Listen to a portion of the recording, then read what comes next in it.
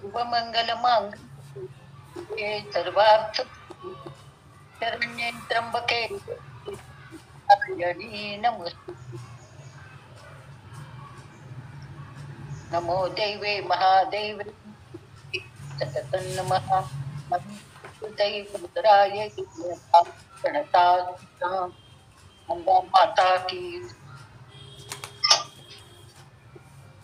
चला शोभा माझ्या शोभा माझ्या रेणुकेची शुभ घडी आली आज घट स्थापनेची.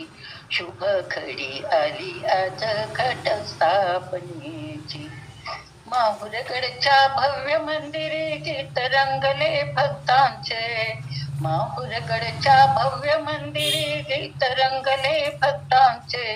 उदो उदोचा घोष करोनी गुण गाती अंबेचे. उदो उदोचा घोष करोनी गुण गाती अंबेचे. डोळे भरून पाहू यात्रा अंबाबाईची. डोळे भरून पाहू यात्रा अंबाबाई. शुभ घडी आली आज घट स्थापनेची.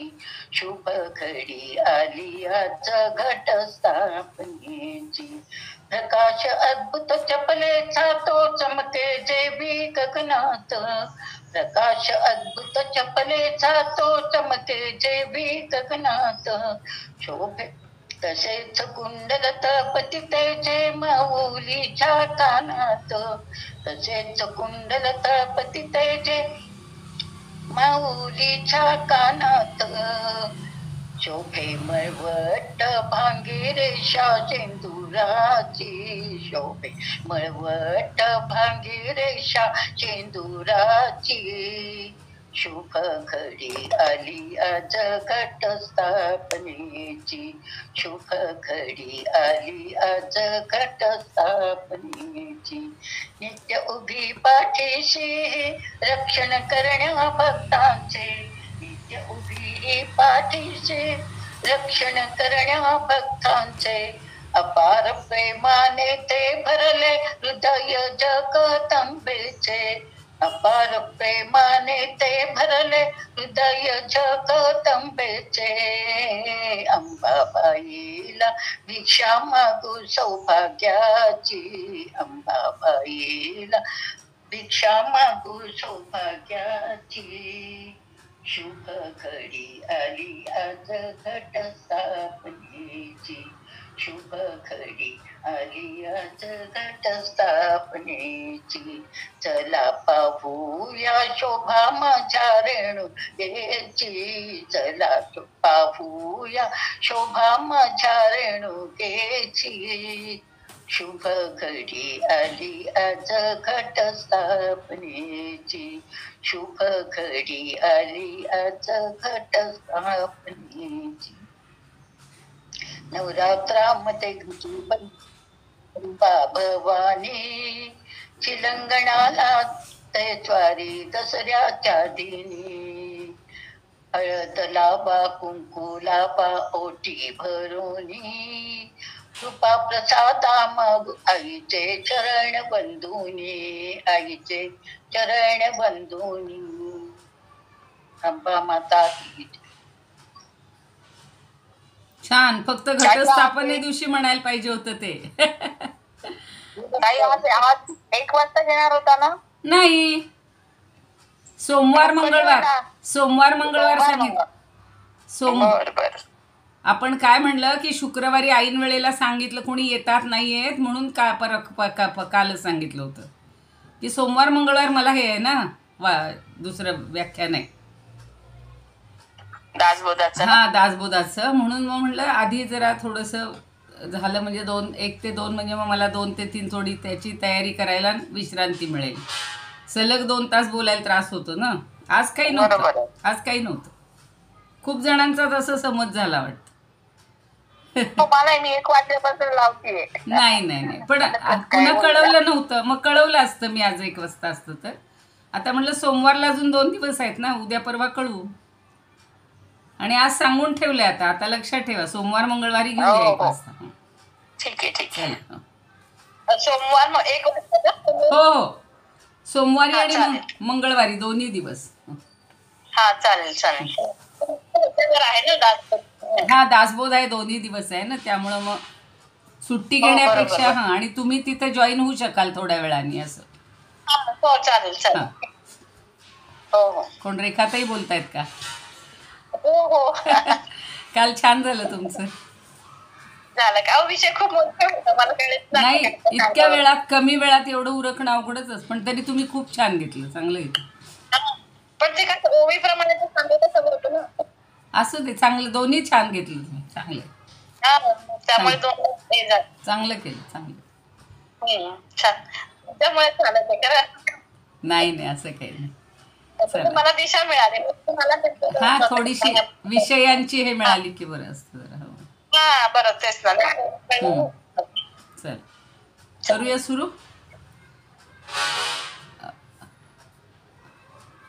तर हे माझं दिशा का बदल ह्या आहे अलंकापुरी पुण्यभूमी पवित्र तिथे नांदतो ज्ञान राजा सुपात्र तया ठविता महापुण्यराशी नमस्कार माझा सद्गुरु ज्ञानेश्वरासी नमोऽनंताय शुद्धाय कूटस्थायात्मने नमः प्रेमाम्बुधिविहाराय ज्ञानराजाय ते नमः माधुर्यरसकल्लोलां शिवशक्तिस्वरूपिणीम् अमृतानुभवार्थाय वन्दे ज्ञानेशनन्दिनीम् ज्ञानदेव गुरु ज्ञानदेव तारू उतरील पहिलं पारू ज्ञानदेव ज्ञानदेव माता ज्ञानदेव पिता तोडील भवव्यथा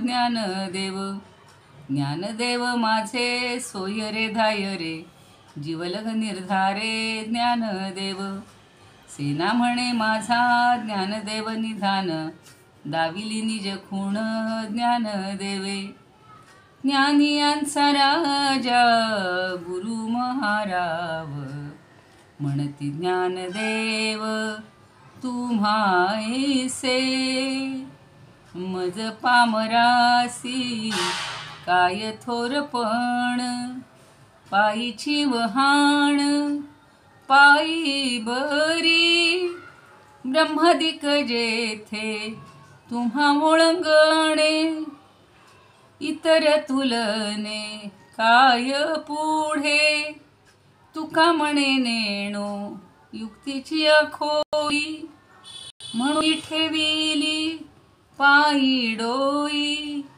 म्हणून ठेविली पायी डोई ज्ञानियांचा राजा गुरु महाराव म्हणती ज्ञानदेव तुम्हाईसे ओम नमो ज्ञानेश्वरा करुणाकरा दयाळा तुमचा अनुग्रह लाधलो पावन झालो चराचरी कळा कुसरी काही नेणो बोलतो वचने अतिभाविका एका जनार्दनी तुमचा दास त्याची आस पुरवावी त्याची आस पुरवावी ज्ञानेश्वर महाराज की जय पंढरीनाथ भगवान की जय जय तू श्रीकृष्ण जय तू ज्ञानेश्वर ज्ञानदेवांना निवृत्तीनाथांना पंढरीनाथांना वंदन करूया मुख्य म्हणजे आता आज ललिता पंचमी आहे पंचमीचा दिवस आहे आणि त्यामुळं त्या आवाज येतोय ना काय म्हणताय हा ते आता काय बिघडलं ते असं करू का मग असं ते सगळंच उभं झालंय पण मग इथं उभं राहायला जागा नाही त्याला बरं ठीक आहे असू दिसतंय ना तुम्हाला ओके ते एकदम डायरेक्शन आज कसं काय ऑटोमॅटिक बदललं गेले कुठेतरी हात लागला असेल माझा बरं ठीक आहे तर आज ललिता पंचमी आहे आणि छान योग आहे. तर मला असं वाटतं की ललिता पंचमीचं ललिता पंचरत्न स्तोत्र आज एकदा म्हणते आणि मग आपण आज हे पूर्ण करायचे श्लोक श्री सूक्ताचे आणि उरेल तेवढ्या वेळात मग एखादी ओवी घ्यायची आहे. आता आपल्याला माहिती आहे की शिवतत्वाची अद्वितीय अर्धांगिनी म्हणजेच ही ललिता भवानी आहे. आपण शिवशक्तीचं पहिल्यांदा समावेशन पाहिलेलं आहे पहिल्या प्रकरणात आणि त्या शिवशक्तीची अशी जोडीच असते, कायम जोडलेले असतात. तशी ही ललिता आहे, ललिता भवानी आहे. आणि हिचं प्रातःकाळी खरं आज स्तवन करायचं असतं, स्तुती करायची असते आणि तिच्या मुखकमलाचं स्मरण करायचं. जसं त्या दिवशी आपल्याला ज्ञानदेवांच्या सगळ्या स्वरूपाचं सगळ्याचं गुणांचं वर्णन करून आपण त्याचं चिंतन तिथं केलेलं होतं ह्याच्यामध्ये आळंदीमध्ये. तसं तिचं मुखकमल कसं आहे, तिच्या हातांचं पूजन करायचे. नंतर ती सृष्टी विलय स्थिती हेतुभूता म्हणजे सृष्टीची निर्मिती तीच करते, नाशही तिच्याकडूनच होतो म्हणजे विलयही तिच्यातच होतो आणि स्थिती पण तिच्यामुळेच होत असते. कारण आपण सारखं पाहतो की ही प्रकृती माया शक्ती सगळे एकच आहे आणि तीच ही देवीच्या रूपात 9 दिवस जे आपण सगळी तुम्ही वेगवेगळे तिच्या अध्यायातून कीर्ती किंवा तिचं पराक्रम आपण अनुभवत आहोत पाहत आहोत. तर ते सगळं करणारी ती देवी म्हणजे प्रकृतीच आहे आणि सृष्टीच्या उत्पत्ती स्थिती लय ह्यांचं कारण तीच आहे. ती विश्वेश्वरी पण आहे, सगळ्या विश्वाची ईश्वरी आहे. आणि तिच्या स्मरणामुळं आपल्याला काय काय मिळतं तर विद्या संपत्ती विमल सौख्य आणि अनंत कीर्ती असे सुंदर श्लोकच आहे. 5 श्लोक आहेत आणि 6व्यात फल हे सांगितलेलं आहे, फलप्राप्ती फलश्रुती. आता प्रातःकाळ नाही आहे पण थोडासा आपण समजूया की हा आत्ता वातावरण असं पावसाळी असल्यामुळं आत्ताच प्रातःकाळ आहे. तुम्ही श्रोते जगदीश मूर्ती तेथे माझी व्युत्पत्ती किती बुद्धिहीन अल्पमती सलगी करते. आपल्या सर्वांच्या हृदयस्थ परमात्म्याला वंदन करून ललिता पंचरत्न स्तोत्र आणि श्री सूक्ताचा आपण अभ्यास करूया. सगळेजण असेल तुमच्याकडं तर म्हणा, नाही तर मग फक्त ऐका. प्रातस्मरामि ललिता वदनारविंदं बिंबाधरं पृथुलमौक्तिकशोभिनासं आकर्णदीर्घनयनं मणिकुण्डलाढ्यं मन्दस्मितं मृगमदोज्ज्वलभालदेशं प्रातर्भजामि ललिता भुजकल्पवल्लीं रक्ताङ्गुलीयलसदङ्गुलिपल्लवाढ्यां माणिक्यहेमवलयाङ्गदशोभमानां पुण्ड्रेक्षुचापकुसुमेषु शृणोर्दधानां प्रातर्नमामि ललिता चरणारविन्दं भक्तेष्टदाननिरतं भवसिन्धुपोतं पद्मासनादिसुरनायकपूजनीयं पद्माङ्कुशध्वजसुदर्शनलाञ्छनाढ्यं प्रातस्तुवे परशिवां ललितां भवानीं त्रय्यन्तवेद्यविभवां करुणानवद्यां विश्वस्य सृष्टिविलयस्थितिहेतुभूतां विद्येश्वरीं निगम वाङ्मनसातिदूरां प्रातर्वदामि ललिते तव पुण्यनाम कामेश्वरीति कमलेति महेश्वरीति श्रीशाम्भवीति जगतां जननीं परेति वाग्देवतेति वचसा त्रिपुरीश्वरीति यश्लोकपञ्चकमिदं ललिताम्बिकायाः सौभाग्यदं सुललितं पठति प्रभाते तस्मै ददाति ललिता झटिति प्रसन्ना विद्यां श्रियं विमलसौख्यमनंतकीर्तिं. जो कोणी पहाटे पहाटे म्हणजे आता या वेळेला दिवसभरात केव्हाही हे ललिता पंचस्तोत्र म्हणेल, तिची स्तुती करणारं आणि सौभाग्य देणारं असं हे पठण करील, त्याला ही ललिता झटकन ताबडतोब प्रसन्न होते आणि विद्या संपत्ती सौख्य आणि तेही विमल सौख्य म्हणजे सुखाला कुठला थोडासा हे नाही, कलंक लागलेला नको आणि अनंत कीर्ती अशी ती आपल्याला प्राप्त करून देते. लगेचच आपण श्रीसुक्ताचे काल 11 घेतले होते, पण एकदा म्हणूयात सगळ्यांकडे असेल. आज ठरलं होतं एक एक श्लोक म्हणायचा आहे. म्हणणार आहे का कुणी?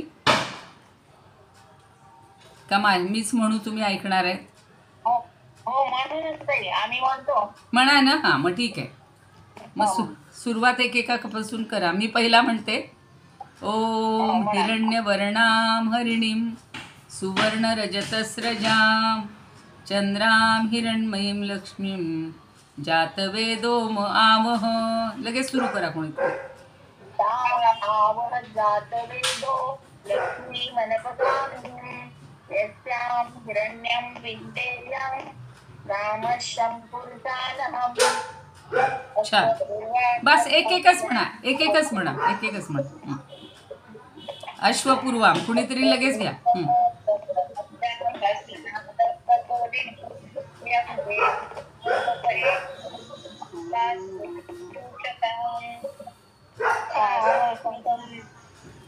कासोसितं हिरण्य प्राकारा मातरां जलन्तीं तृप्तां तर्पयन्तीं अग्निसिता पद्मवर्णा काम्यो पुष्पवयै श्रियं.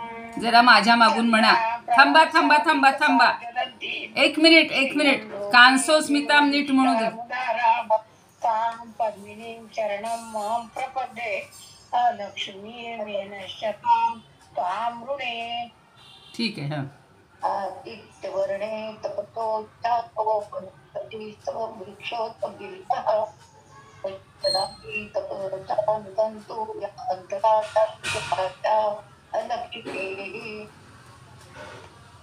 उपयतु मां देवसख कीर्तिश्च मणिना सह प्रादुर्भूतोऽस्मि राष्ट्रेऽस्मिन् कीर्तिमृद्धिं ददातु मे. क्षुप्तिपासामलां ज्येष्ठां लक्ष्मीं नाशयाम्यहम् अभूतिं समृद्धिं च सर्वां निर्गुणमे गृहात्. गन्धद्वारां दुरादर्शां नित्यपुष्टां करिचिणीं ईश्वरीं सर्वभूतानां तामिहोकहवै श्रियम्. काममाकृति वाच्यमसत्यमसीमहि पशूनां रूपमन्यस्य मयि श्रीश्रयता यशः.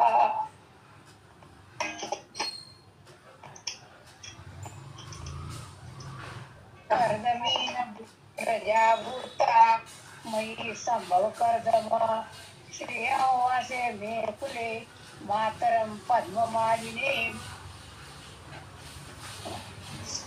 आपस्सजन्तु स्निग्धानि चिकलित वसमे गृहे निच देवीं मातरो प्रियो वासय मे कुले.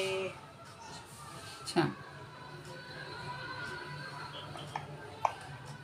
आद्रां पुष्करिणीं पुष्टिं सुवर्णां हेममालिनीं सूर्या हिरण्यमयी लक्ष्मी जातवेदो म आवह. आरद्राय करिणीं यष्टीं सुवर्णामेममालिनीं सूर्यां हिरण्यमयी लक्ष्मीं जातवेदो म आवह. आद्रां पुष्करिणीं पुष्टिं पिङ्गलां पद्ममालिनीं चन्द्रां हिरण्मयीं लक्ष्मीं जातवेदो म आवह. ताम् आवह जातवेदो लक्ष्मीमनपगामिनीं यस्यां हिरण्यं प्रभुतं गावो दाशो स्वानमिन्द्रियं पुरुषा नमः.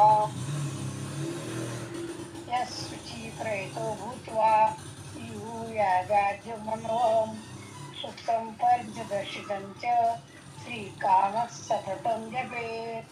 छान. थोडेसे उच्चार सुधारले पाहिजेत. ते कांसोस्मिताम हा कोणी म्हणला होता? नाही, आता बस ते नाही, पुढची आपण आता. बरं ठीक आहे, बरं ठीक आहे. आपण हे नंतर, आता नंतर आपण फलश्रुती आपण सोमवारी घेऊया. सोमवारी घेऊया फलश्रुती. हो हो सोमवारी घेऊया फलश्रुती. आज आता आपण काल 11पर्यंत श्लोक घेतलेले आहेत. थोडेसे उच्चार कधीतरी म्हणजे सुधारून घ्या, कारण अशुद्ध नाही म्हणायचं चुकून सुद्धा. आणि तसे हे जोडाक्षर किंवा हे ऋग्वेदातले मंत्र थोडे अवघड असतात म्हणायला. तर एकदा माझं फक्त ऐका वाटलं असतं, एकदा ऐका म्हणजे तुम्हाला जिथं ज्यांचं चुकलं असेल ते लक्षात येईल. का नंतरच आता उद्या बेजाच घेऊया. ठीक आहे, आपण पुढचे श्लोक घेऊयात. छान म्हणलं, त्या मनानं चांगलं म्हणताय तुम्ही, फक्त काहींना थोडीशी अडचण आली आहे. आपण 11वा घेतला होता काल, आज 12वा घेऊयात. आपसृजंतु स्निग्धानि चिक्लीत वसमे गृहे निच देवीं मातरम श्रियं वासय मे कुले. आता काल सांगितलं होतं की तिचे 4 पुत्र आहेत आणि आपल्या फलश्रुतीमध्ये त्यांची नावं सांगितलेली आहेत.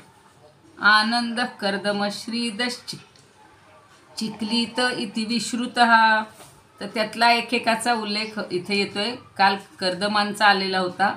कर्दमेन प्रजाभूता मयी संभव कर्दम श्रियं वासे मेकुले मातरम पद्ममालिनीम, असं आपण पाहिलेलं होतं की हा जो लक्ष्मीचा पुत्र आहे कर्दम ऋषी, ते त्या कर्दमांचे आम्ही वंशज आहोत. आणि हे कर्दम ऋषी तुम्ही आमच्या घरी या किंवा निर्माण व्हा आणि कमळांची माळा धारण करणाऱ्या लक्ष्मीची पण आमच्या कुळात स्थापना करा किंवा लक्ष्मीला आमच्या ठिकाणी बोलवा. आता हे जे म्हणले, आर्द्राम पुष्करिणीम पुष्टीम पिंगलाम पद्ममालिनीम चंद्राम. आता इथं शब्दभेद काहींचे खालीवर असतील ते समजून घ्या. पण चंद्राम हिरण्मयीम लक्ष्मीम जातवेदो म आवह. आपसृजंतू झालं ना, का तोच सांगायचं राहिलंय. आपसृजंतु स्निग्धानि चिक्लीत वसमे गृहे. आप म्हणजे पाणी, पाण्यांचा सतत वर्षाव करणारी अशी तू आहेस. आणि आपसृजंतू म्हणजे त्याचा वर्षाव कर, असं देवीला सांगतायत किंवा देवीला निरोप दे आमचा. तू सतत नियमित जलधारांनी वर्षाव कर. आणि काय कर, श्रियम वासय मे कुले. श्रियम म्हणजे सर्व प्रकारची संपत्ती, मग धनधान्यादी असतील, सगळी जी संपत्ती आहे ती आमच्यासाठी तू निर्माण कर. सृजंतू म्हणजे निर्माण कर. आणि चिक्लीत हा जो तिचा पुत्र आहे त्याला म्हणलेला आहे चिक्लीत. अरे चिक्लीत म्हणजे अरे पुत्रा, लक्ष्मीपुत्रा, तू काय कर, वसमे गृहे, माझ्या घरामध्येच वास कर, निवास कर. म्हणजे काय होईल, तुझ्याबरोबरच आमच्याकडे लक्ष्मी पण वास करेल आणि आमच्या सुखसमृद्धीचा आमच्यावर वर्षाव करेल. म्हणजे मुलगा आला, पुत्र आला की आई पण वास करते हे आपल्याला माहिती आहे. त्यामुळं आपण लहान मुलांना पहिल्यांदा निमंत्रण देतो की बरोबर त्यांच्याबरोबर त्यांचे आईबाबा येतात. तसं इथे त्यांनी सांगितलेलं आहे की हा कर्दम ऋषी किंवा कर्दमाचे आम्ही वंशज आहोत, असं काल सांगितलं. आणि जले म्हणजे सगळं जल वगैरे जे आहे, स्निग्ध पदार्थ, जलांमुळं एकदा आत्ता बघा यंदा तर अतिवर्षाव झालेला आहे, त्याच्यामुळं नुकसान होतं आहे. पण पाणीच नसेल तर आपलं जीवन किती अवघड असतं. मग ह्या जलामुळं सगळ्या वस्तू निर्माण होतात, सगळे स्निग्ध पदार्थ निर्माण होतात. स्निग्ध आणि सृजंतू सगळे निर्माण होऊ देत. जसं वसंतू म्हणजे राहू देत, तसं स्निग्ध आणि आपहा सृजंतू, हे जल जे आहे ते सगळे असे स्निग्ध पदार्थ, ओलसर पदार्थ, सगळेच पदार्थ निर्माण करू देत. आणि हे चिक्लीत वसमे गृहे. अरे चिक्लीता, तू माझ्या घरी राहा आणि तुझ्याबरोबरच निच देवीम मातरम. आणि च म्हणजे आणि, जोड देण्यासाठी हे असे छोटे छोटे अक्षर शब्द वापरतात. तर मातरम श्रियम वासय मैकुले मैकुले. तर तुझी लक्ष्मी, तुझी माता जर आमच्या इथे आली तर आम्हाला सगळं धनधान्य, संपत्ती, समृद्धी प्राप्त होईल आणि तुम्ही दोघंही आमच्या इथे निवास करा. आता पुन्हा जातवेदाला म्हणजे त्या अग्नीलाच, काल त्या सुमिताताईंनी प्रश्न विचारला होता की जातवेदालाच का. तुम्ही जर आता हे वाचत असाल तर त्या प्रत्येक अध्यायामध्ये काहीतरी तिचं वैशिष्ट्य सांगितलेलं आहे.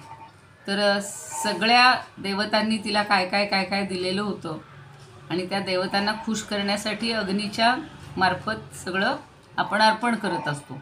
म्हणून पुन्हा जातवेदो. आता पुढची ओवी बघा, म्हणजे श्लोक, मंत्र. आर्द्राम पुष्करिणीम पुष्टीम पिंगलां पद्ममालिनीं चंद्रां हिरण्मयीं लक्ष्मीं जातवेदो म आवह. आर्द्र म्हणजे मनाचाही ओलावा असणारी, आणि ओलसर म्हणजे ही आर्द्र स्वभावाची आहे. असे वृक्ष स्वभावाचे काही असतात बघा, आपण जीव लावून सांगत असून त्यांचं लक्षच नसतं. पण ही लक्ष्मी तशी नाही आहे, ती आर्द्र स्वभावाची आहे. अत्यंत तिच्यामध्ये प्रेमाचा, जवळीकतेचा ओलावा आहे. आणि तिच्या हातात काय आहे बघा, पद्ममालिनी म्हणजे कमळांची माळा धारण केलेली आहे तिने. शिवाय पुष्करिणी, पुष्करिणी याचा, आणि पुढे दिले पुष्टिम म्हणजे पुष्टी आपली म्हणजे आपल्याला विपुल असं सगळं मिळवून देणारी, पुष्ट करणारी अशी, किंवा समृद्धी देणारी अशी तू आहेस. आणि पिंगल म्हणजे थोडीशी पिंगट रंगाची किंवा केतकीच्या रंगाची, केवड्याचा रंग असतो ना तसा, म्हणून तिला पिंगलाम म्हणलेलं आहे. आणि चंद्राप्रमाणे, पुन्हा चंद्राम हिरण्मयीम लक्ष्मी, ती चंद्राप्रमाणे हिरण्मयी आहे, म्हणजे सुवर्णाची कांती असणारी, शोभून दिसणारी लक्ष्मी. हे तर तिचं नाव आहेच, लक्ष्मी देवी.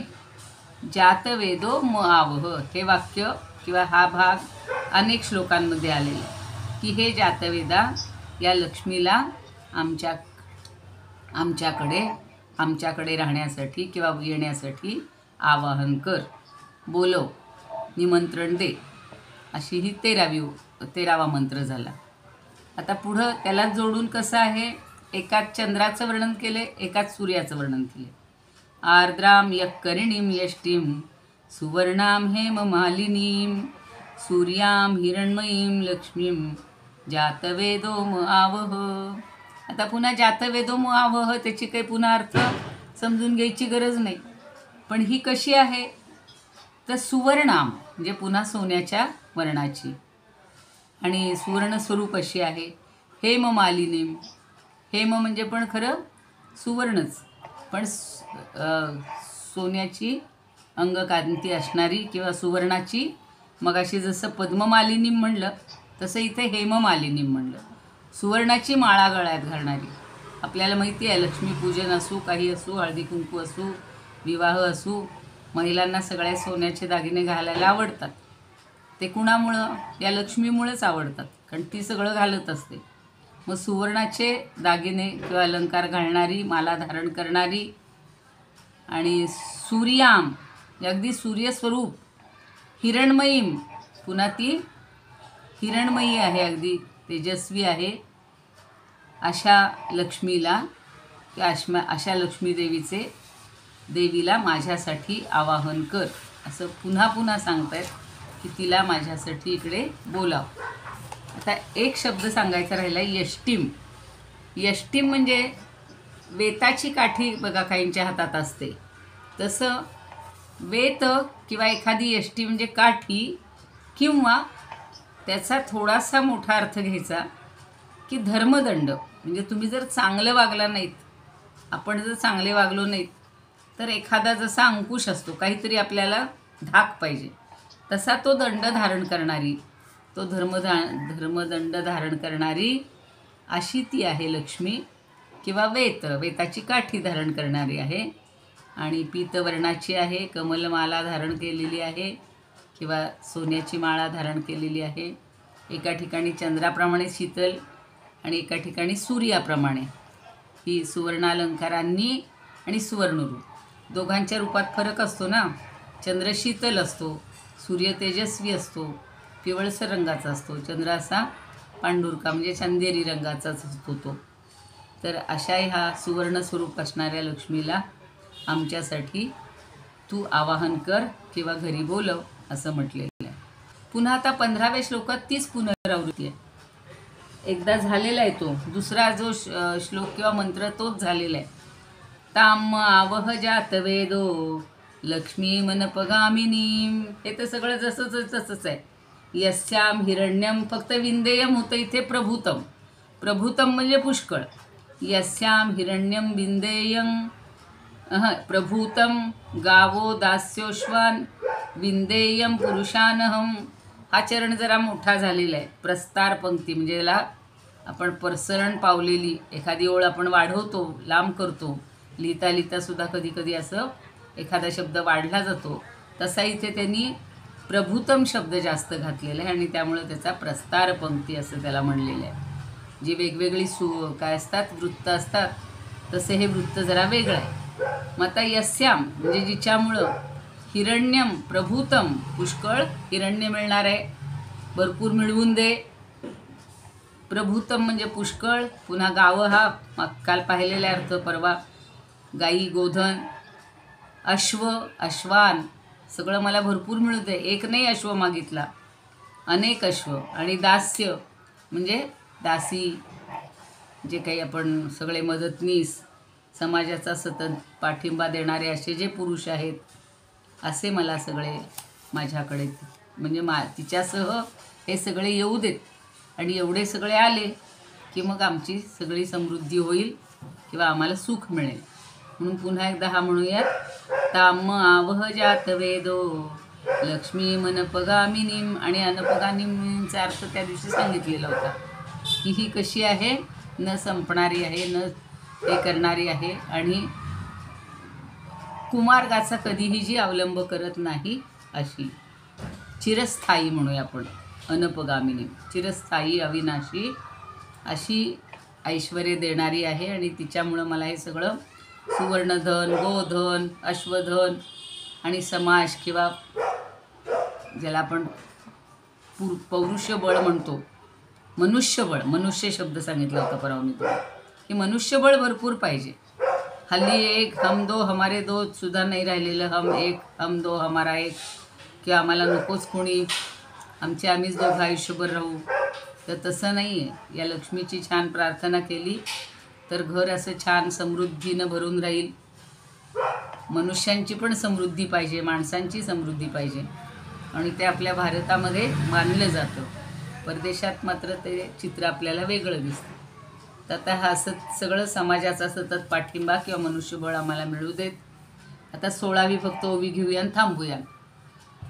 ताम आवह जह नाही झालं. यशुची प्रयतो भूत्वा जुहुयादाज्यमन्महम श्रियः पंचदशर्चंच श्रीकाम सततंजपेत. पुन्हा ताम आवह नाही, यहा म्हणजे जो. आता हे सगळं म्हणून झालं, आता काय करायचं ते सांगतायत. छोटासा काहीतरी विधी करायला पाहिजे आहे, छोटासा यज्ञ करायला पाहिजे आहे, काहीतरी जप करायला पाहिजे. ते आता इथंच काय हां कुणी सुनीता ताई. हो हो करा करा करा. हां बरोबर. लगेच तो आवाज अजून इकडे ज्योतिताईंचे होता चालू. ठीक आहे. आता यहा म्हणजे जो. शुची म्हणजे अगदी शुद्ध पवित्र होऊन, शुद्ध होऊन. प्रयतो भूत्वा प्रयत्नशील होऊन किंवा प्रयतचा अर्थ ज्याला संयमित, अत्यंत संयमित असा होऊन.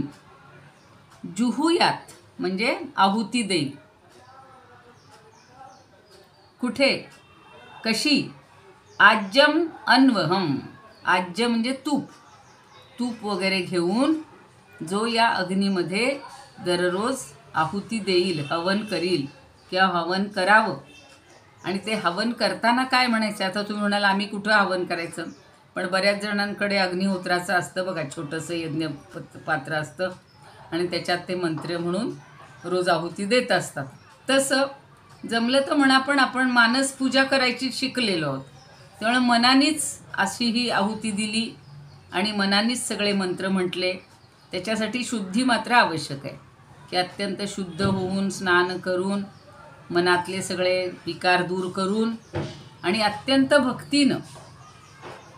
यशुची प्रयतो भूत्वा जुहुया आज्यम अन्वहम. आणि अन्वहम म्हणजे रोज, अहम म्हणजे दिवस, अन्वहम म्हणजे अनुअहम म्हणजे रोज रोज. आज झालं की तुम्ही म्हणाल काल केलं होतं ना, आज कशाला. मग आपण आज जेवतो की नाही, मग कालही जेवलो होतो. तसं रोज ज्या गोष्टी करतो तसं हे रोज करायचे. आणि पुन्हा म्हटलेलं आहे त्यांनी पंचदशर्चंच. त्यांनी असं म्हटलं की रोज कमीत कमी 15 वेळा जप करावा. त्या देवीचा 15 वेळा जप करावा. श्रीकाम सततं जपेत. श्रीकाम म्हणजे काय? लक्ष्मीची कामना करणारा. ज्याला वाटत असेल मला भरपूर संपत्ती हवी, त्यानं या गोष्टी कराव्यात. आता तुम्ही जर संपत्तीच्या पलीकडे गेलेला असाल, आम्हाला संपत्ती नको, फक्त सौख्य पाहिजे, शांती पाहिजे, मोक्ष पाहिजे, तर ह्या आता इथून पुढे जे फलश्रुतीत सांगितलेलं आहे ते समजून घ्यायचं. पण त्याच्यासाठी कुठली गोष्ट करायची नाही, फळ मिळण्यासाठी कुठली गोष्ट करायची नाही, निरपेक्ष भावनेनं करायची. असा हा 16वा मंत्र झालेला आहे. यशुची प्रयतो भूत्वा जुहुयादाज्यमन्वहं सूक्तं पंचदशचंच श्रीकाम सततं जपेत. तर कधीही कष्ट न होणाऱ्या, म्हणजे जास्त प्रयत्न जरी करावा लागला तरी त्याच्यात कष्ट न करता या लक्ष्मी ह्याच्यासाठी मला बोलावं. आणि अत्यंत म्हणजे अत्यंत संयमशील राहून दररोज अग्नीमध्ये तुपाच्या आहुती द्याव्यात. 15 रुचा. 15 वेळा म्हणजे काय? या 15 रुचा म्हणल्या की 15 वेळा झालं. आपण बघा प्रत्येक वेळेला गणेश यागामध्ये किंवा तुम्हाला माहिती असेल अथर्वशीर्ष म्हणतो आणि त्याच्यातला एक एक श्लोकाला आहुती दिली जाते. तसं इथे हे 15 श्लोक कालपासून म्हणले, परवापासून, तर या 15 श्लोकांची प्रत्येकची एक एक आहुती दिली. तर अशा या 15 आहुती तुपांच्या द्याव्यात, 15 रुचा रोज म्हणाव्यात आणि नित्य पाठ करावा. म्हणजे आपल्याला सर्व प्रकारची धनसंपत्ती मिळू शकेल. चला, जरा वेळ जास्त जाणार होता, पण म्हटलं अर्ध निदान सूक्त तरी अर्ध नको राहिला. सोमवारी मंगळवारी आपण हे घेऊया, फलश्रुती घेऊया. पुन्हा तिची काही कौतुकं, तिचे वर्णनं केलेलीच आहेत. आणि आपल्याला काय काय मिळावं, काय काय मिळतं, माणसाला काय असतं, हे कशासाठी करायचं, ते केल्यामुळं आम्हाला काय मिळणार. तर सगळ्या ऋषींनासुद्धा पूर्वीच्या माहिती होतं की समृद्धी म्हणजे कुठली पाहिजे, चांगल्या प्रकारचं ऐश्वर, म्हणजे फक्त पैशाचं नको आहे, तर गुणसंपत्ती हवी, बाकी सगळं हवं, असं सगळं मानलेलं असतं. आणि आपल्याला मोक्षश्री. आता गुरूंकडे आपण पुन्हा वळणार आहोत. गुरु कसे आहेत? निवृत्त झालेले आहेत, त्यांचं नाव निवृत्त आहे, निवृत्ती आहे, असं काल आपण पाहिलेलं होतं. आणि त्यांचं वैशिष्ट्य सांगताना ज्ञानदेव आता 71व्या ओवीत काय म्हणतात ते बघणार आहोत. 70वी फक्त म्हणूया एकदा, तुमच्या लक्षात असेल तर.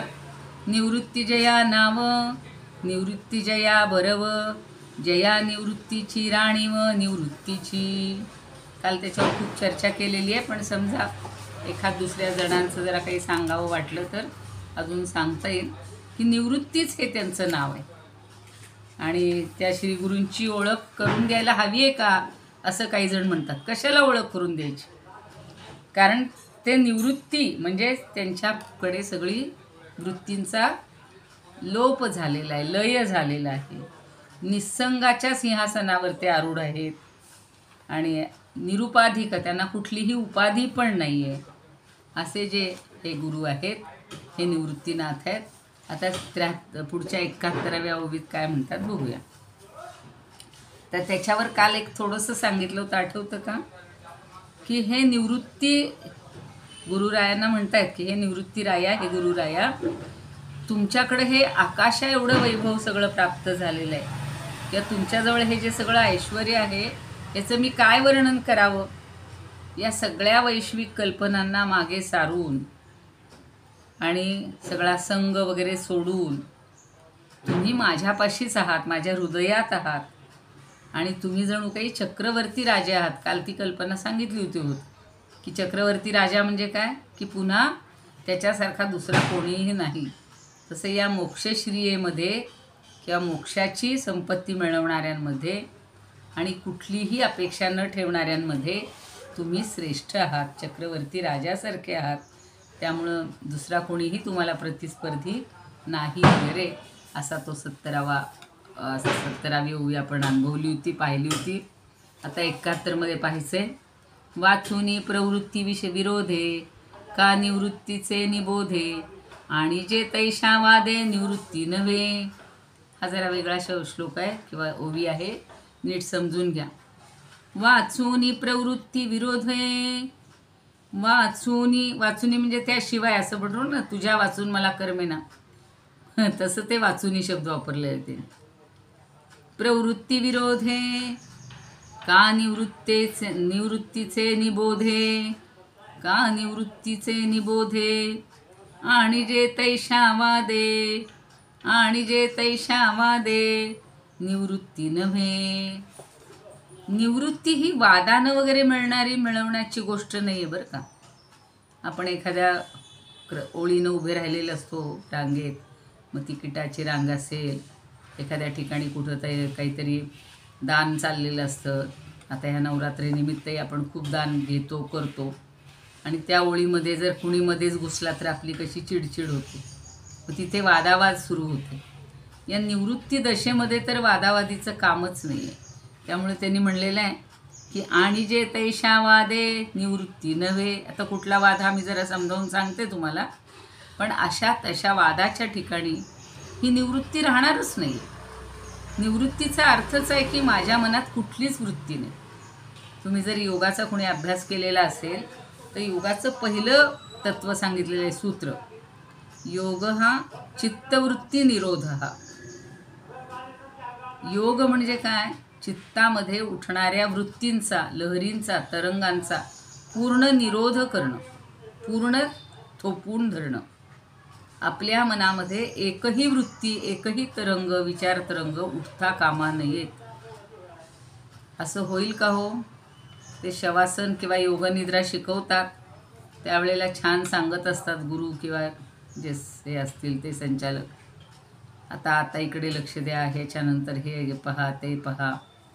पण आपल्या मनात जर तिसरंच काहीतरी आलं तर ते सगळं कोलमडून जातं. आता इथे मात्र निवृत्ती हे नावच त्यांचं आपल्याला सार्थ करून दाखवत आहेत, आणि म्हणून वाचूनी प्रवृत्ती विरोधी. त्यांच्या ठिकाणी प्रवृत्तीच्या विरोधा वाचून किंवा प्रवृत्ती नसताना केवळ काय आहे? निवृत्तीचे निबोधे. केवळ निवृत्तीचाच बोध ज्यांच्या ठिकाणी आहे, म्हणून म्हणलेले जाणीजे. निवृत्तीचे निबोधे जाणीजे. निवृत्तीच्याच बाबतीतला बोध किंवा ज्ञान हे जाणून घ्या किंवा जाणलेलं असतं. तैशावादे निवृत्ती नव्हे. आणि जर त्याही ठिकाणी कोणी वाद करत असतील तर त्याला निवृत्ती असं म्हणता येणार नाही.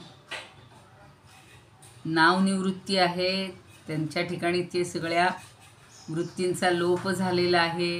हे काल आपण सगळं पाहिलेलं. पण एखादा तरी म्हणतील असो कसो ते मग एवढे संसारात कसे, म्हणजे भावंडांबरोबर कसे राहत आहेत आणि समाजात कसे फिरत आहेत. म्हणजे निवृत्तीचा अर्थ असा नाही की पूर्ण सगळं त्यांनी संग सोडून निर्जन वनातच जाऊन राहायला पाहिजे, असं नाही आहे. उलट आता उद्या परवा जेव्हा तुम्ही ऐकाल तेव्हा काही उदाहरणं आपल्याला माहिती आहेत की असेही काही लोक आहेत की संसारात राहून पूर्ण राज्य करून सुद्धा ते असंग, निस्संग. तसे हे तर राज्य कुठलं करतायत? निवृत्तीचंच राज्य करतात. म्हणजे कुठल्याही वृत्ती न बाळगणं याचंच त्यांचं साम्राज्य आहे.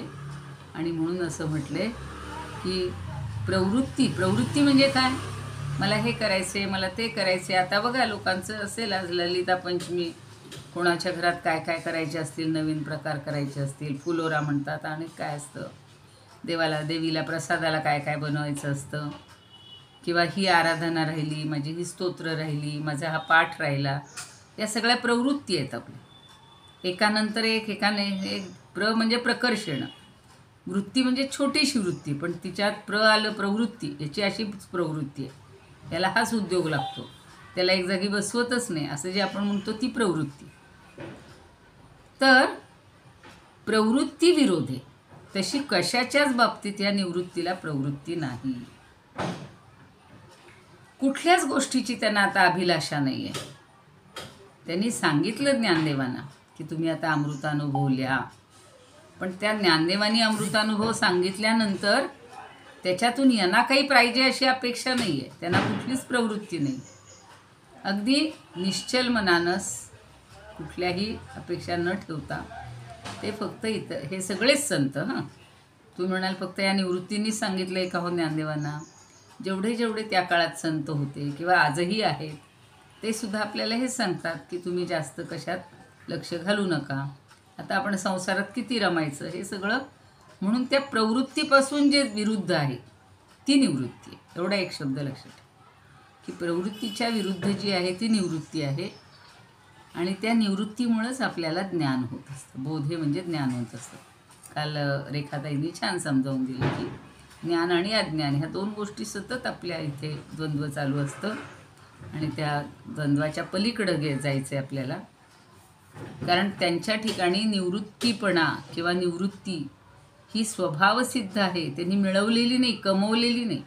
तुम्ही आम्ही प्रयत्न करतोय की आता सगळ्या वृत्ती सोडून द्यायच्या, भावना सोडून द्यायच्या, वासना सोडून द्यायच्या. पण ते जन्माला आल्यानंतर तुम्हाला माहिती असेल त्या ब्रह्मगिरीवर जेव्हा सगळे भावंडांसह आईवडील मुलांसह गेले होते तेव्हा एकट्या त्या निवृत्तीला हैनीनाथांनी हे दिलेलं आहे, म्हणजे दीक्षा दिलेली आहे किंवा उपदेश केलेला आहे. आणि तीच उपदेशाची हे पुढं ज्ञानदेवांपर्यंत आलं. मग ज्ञानदेव आपल्या सगळ्यांना सांगतात. तर ती उपजतच निवृत्ती आहे त्यांच्याकडे. आपल्याला मुलांना सांगावं लागतं, ए शांत बस, हे घेऊ नकोस, याची हाव धरू नकोस, दुसऱ्याचं आणू नकोस. ह्या प्रवृत्ती अशा फोफावलेल्या असतात, लहानपणापासून वाढत असतात. आपल्याला सुद्धा त्यामुळं कधी कधी असा लोकांना सांगावं लागतं की आता तुम्ही कंट्रोल करा. तशी नाही यांची निवृत्ती, यांची उपजतच निवृत्ती, असं यांना बजावून सांगायचं आहे. आता त्याच्यासाठी एक छान उदाहरण दिले बघा जोग महाराजांनी. तुमच्याकडे असेल जोग महाराजांचं पुस्तक तर. एक मनुष्य अतिशय गरीब होता आणि त्यानं काय केलं तर आपल्या शहाणपणानं त्याच्या अंगी जे शौर्य होतं किंवा जे अनेक गुण होते त्यांनी एखादं असं बंड केलं आणि त्या योगानं त्यानं राजाशी सुद्धा युद्ध केलं आणि त्या राजाला राजपदावरून ढकलून दिलं, बाजूला केलं आणि हा तिथे राजा झालेला. मग स्वतःला त्यांनी राज्याभिषेक करून घेतला, आपण राजा झाला. असे काही जण साधक असतात की जे निवृत्ती भोगत असताना सुद्धा किंवा निवृत्तीच्या स्थितीत सुद्धा आपलं जे पूर्वीचं स्वरूप आहे ते विसरून जातात आणि प्रवृत्तीमध्ये गुंफतात, गुरफटतात. काही जण म्हणतात, हो 12 वर्ष मी नियम पाळले, आज फक्त माझ्या हातनं नियम गेला. मग ती निवृत्ती राहिली का हो आपली कायमची? नाही, ती प्रवृत्ती, पुन्हा प्रवृत्तीत माणूस येतोच. तर सामान्य माणूस आणि निवृत्तीनाथ यांच्यातला फरक सांगतात की हा जसा सामान्य माणूस राजाला हिसकावून, आता त्या देवीच्यामध्ये सुद्धा तीच कथा आहे ना की राजाचं सगळं राज्य हिरावून घेतलं, शत्रूंनी हे केलं, त्याला हाकलून दिलं, प्रधानांनी मंत्र्यांनी सगळी संपत्ती सगळं त्यांचं घेतलं गेलं. तसाच तो वैश्य पण आहे, त्या वैश्याचं पण सगळं मुलांनी बायका पोरांनी त्यांना हाकलून दिलेलं. हे घराघरातून चाललं आहे त्यावेळेला. मग आता तर जास्त प्रमाण वाढलेलं. तर ह्या सगळ्या गोष्टी निवृत्तीच्या ठिकाणी उपजत आहेत.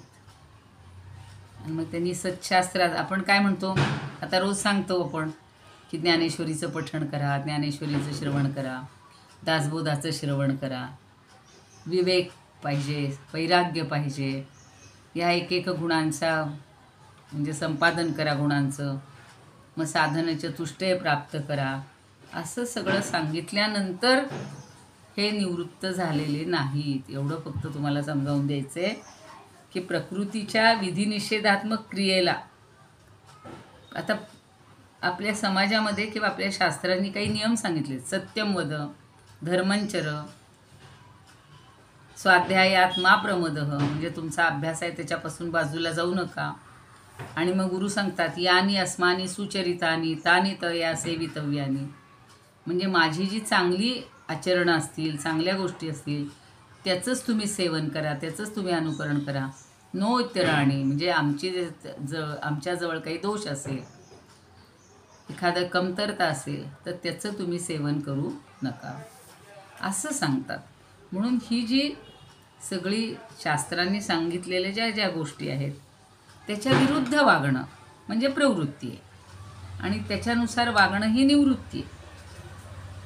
पण विधी किंवा निषेध ही गोष्ट करावी, सत्यम वद ती विधी आहे, पण ब्राह्मणो न हंतव्य हा, गावो न हंतव्य हा, म्हणजे ब्राह्मणाला ठार मारू नये. गाईचा आता हल्ली तर किती हत्या चालल्या, तर या हत्या करू नयेत. असं विधी आणि निषेधात्मक असं आपलं सगळं शास्त्र असतं. आणि शिष्याला महाबोध सगळा गुरूंनी दिलेला असतो. पण या निवृत्तींच्या ठिकाणी कुठलाही वाद न करता ही त्यांची प्रवृत्ती आपल्याला दिसून म्हणजे निवृत्ती खरी खरी लक्षात येते. त्याच्यावरची संस्कृत आणि हे तेवढं सांगायचं राहिले मला. म्हणजे संस्कृतीचं रूपांतर केलेलं आहे ते बघूया. प्रवृत्तेश्च विरोधेन निवृत्तेश्चैव बोधनात आनीयते तथा शब्दात निवृत्तीर्न भवे ध्रुवम.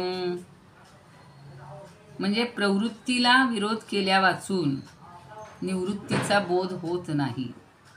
आणि त्याच्यामध्ये पुन्हा वादावादी केली तर ती काही खरी निवृत्ती नव्हे. अहो 4 लोक एकत्रित आले की पहिले वादच करत बसतात. तुमचं म्हणणं चुकीचं आहे आणि आमचं म्हणणं बरोबर आहे, असंच करायला पाहिजे आणि तसंच करायला पाहिजे, खरा संन्यासी हा नव्हेच आणि खरं निवृत्ती ही नव्हेच वगैरे वगैरे. तर तिथं काही तो विषयच नाही आहे. वाचुनी प्रवृत्ती विरोधे का निवृत्तीचे निभवते आणि जे तैशावादे निवृत्ती नव्हे. तर प्रवृत्तेश्च विरोधेनं प्रवृत्तीला विरोध करून निवृत्तेश्चैव बोधनाम निवृत्तीचं बोधन म्हणजे ज्ञान करून घेणं. आणि असा जो खऱ्या अर्थानं ध्रुव म्हणजे निश्चितपणानं ज्यानं निवृत्ती मिळवलेली आहे असे माझे गुरु आहेत असं ते सांगतात. आता हे काय म्हणतात, स्वरूपानंद काय म्हणतात बघा. ऐसा निरपेक्ष निवृत्ती जो एक नोहे विरोधक प्रवृत्तीचा. पण ते म्हणलेत का हो तुम्ही काही असलं करू नका म्हणून. मी कसं वागायचं हे मी ठरवणार आहे. तुम्हाला बंधन घालणं हे माझ्या हातात नाही आहे किंवा मला तो अधिकार पण नाही आहे. कसं वागायचं हा आदर्श गुरूंनी घालून द्यायचा असतो. त्याचं पाहून शिष्यांनी तसं वागायचं असतं. म्हणून इथे छान म्हणले, ऐसा निरपेक्ष निवृत्ती जो एक नोहे विरोधक प्रवृत्तीचा. निवृत्ती वाचोन दुजी वस्तू नाही तरी कोणा काही निवर्ती जो. म्हणून प्रवृत्ती निवृत्ती रहित असे अबाधित निवृत्ती जो. तो त्याच्या पलीकडे गेलेला आहे. प्रवृत्ती आणि निवृत्तीच्या पलीकडे गेलेला आहे. त्यामुळे त्याची जी निवृत्ती आहे ही अबाधित आहे. कधीही प्रवृत्तीमुळे तो विचलित होणार नाही आहे. आणि निवृत्ती वाचून दुजी वस्तू नाही. सगळ्यात चांगली गोष्ट कुठली आहे? निवृत्ती. कुठलीही वृत्ती न ठेवणं, फक्त परमेश्वराची वृत्ती ठेवणं.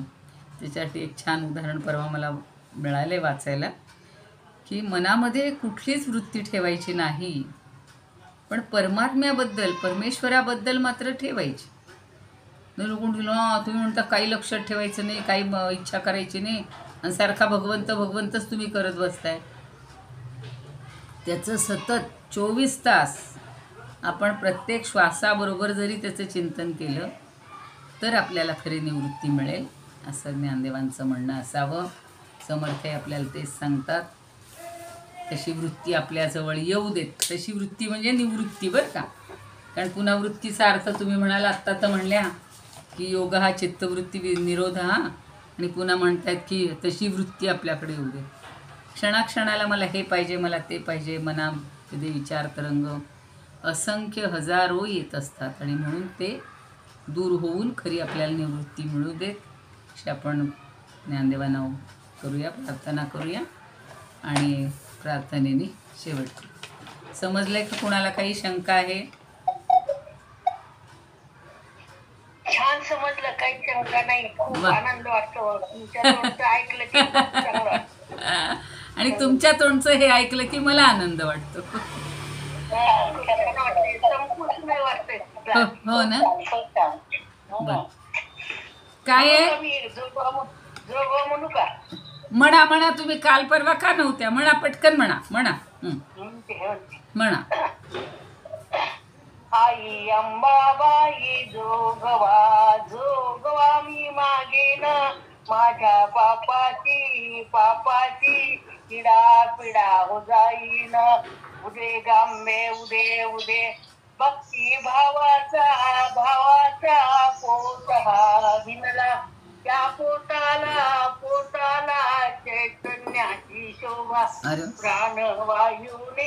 वायूने तो पेटविला. आई अंबाबाई जोगवा मी मागेन. त्रिविध तापाची ज्योत मी पेटविली. काम क्रोधाची वाट त्या बुडविली.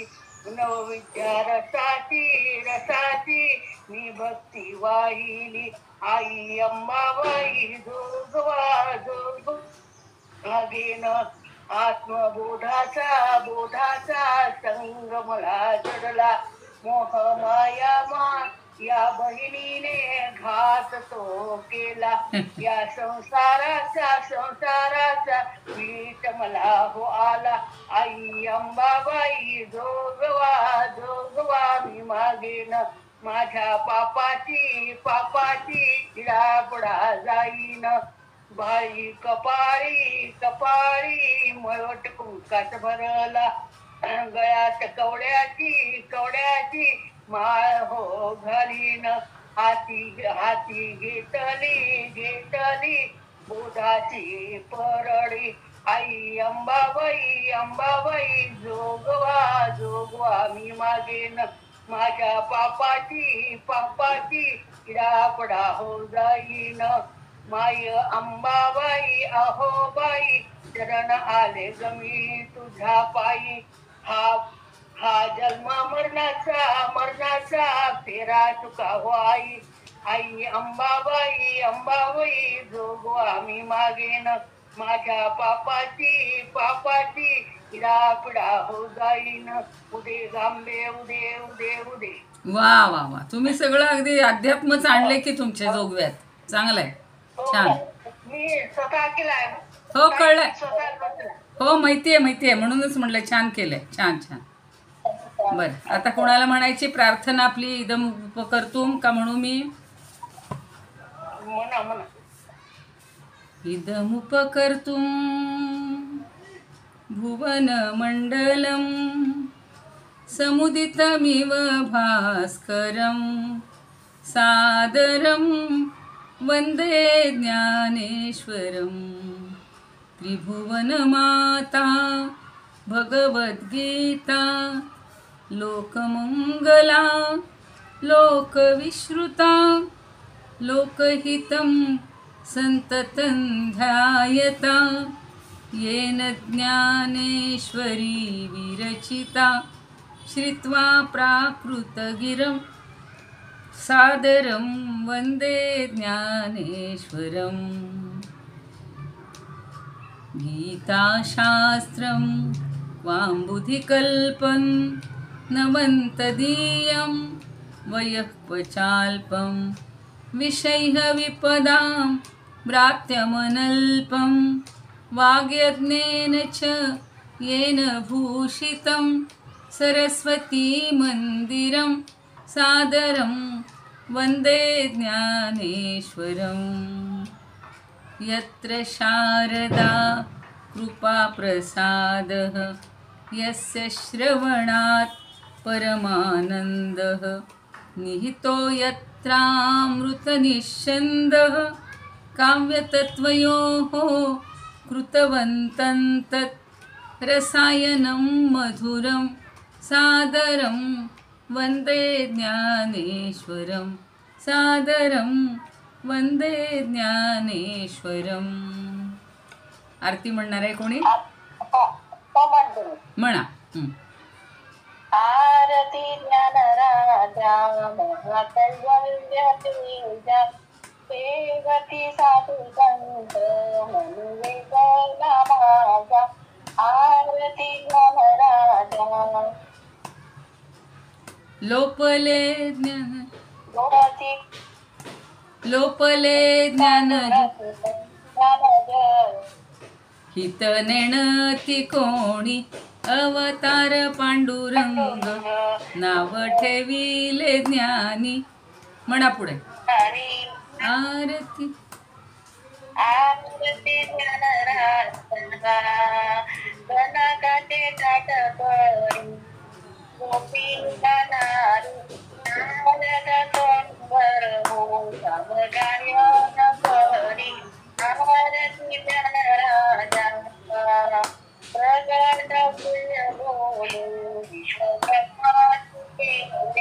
राम जनार्दनी पायी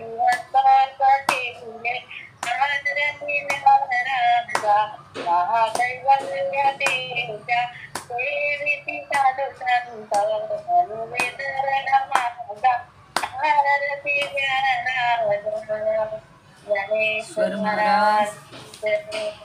पाहू ज्ञानेश्वर जय. तुकाराम महाराज जय. पंढरीनाथ भगवान की जय. जय तू श्रीकृष्ण, जय तू ज्ञानेश्वर.